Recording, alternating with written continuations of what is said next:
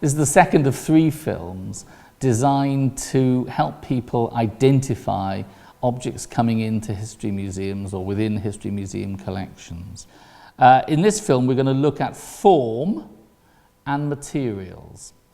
And in the first film, we looked briefly at that by showing 4 different hammers and discussing how their materials and their shape differed according to their function. And it's the same with these 5 spoons that I've got in front of me here. Now, we all know that they're spoons because they have a sort of spoony quality to them. They have spoonness, which means that they have a receptacle of some sort at one end, their business end, and they have a handle, which is used to pick them up. But again, all of these spoons differ radically in both material and in shape. So we have a cowl or a soup spoon here, which is quite deep. It's for quite thin broth, if you like. It will be quite hot. So the idea is to keep your hand well away and pull it up either directly for drinking or for ladling out partly into other bowls. On the other hand, we have something that is probably a porridge spoon or for sort of thick foodstuffs, very much on a plate or in a bowl. It's going to be quite hot, so it's designed to be quite shallow. You don't need lots on your spoon at once.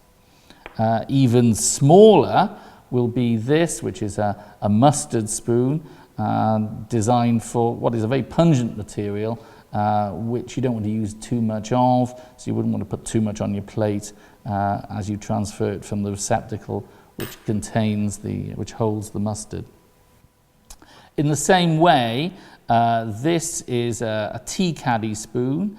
The quantity of dry tea in here would be the equivalent of the contents of a tea bag. And so this actually is almost becoming a standard measure for making the strength of tea that you require in a pot.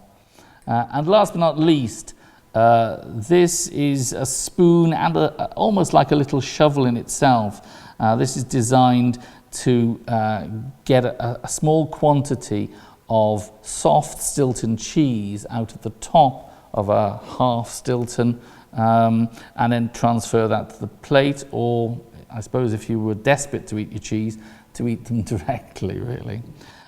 So again, they all have the same function as a spoon, but their materials and their detailed shape, their detailed form, differs according to the use to which they're put. So again, if you have an understanding of how, for instance, Stilton can be eaten in that way, or the need to have a uniform measure of tea or a small amount of mustard, or some other material, you start to can create an idea of what each of these spoons would be used for, even if you'd never seen them before, by analysing their form.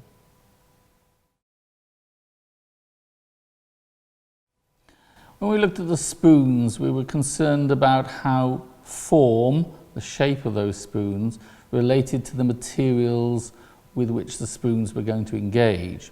But there's another element that affects form, and that's the way in which the user of the artifact will interact with that form. A good example of that is this shoemaker's hammer. When I started to look at how this hammer would be used, I realized that the old rule of never strangling a hammer by keeping your hand too close to the head didn't apply here. In fact, the hammer probably was used in that way so that you can do a lot of rapid tapping with it.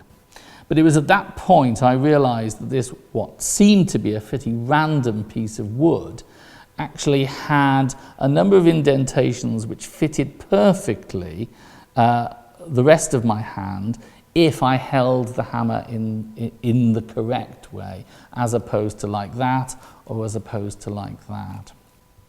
Now, to me, that's a really interesting example of how, in this case, a secondary addition to the artifact, that this rather dodgy piece of wood had actually been selected or at least whittled in a very specific way to allow the user to gain maximum control and maximum use of that artifact.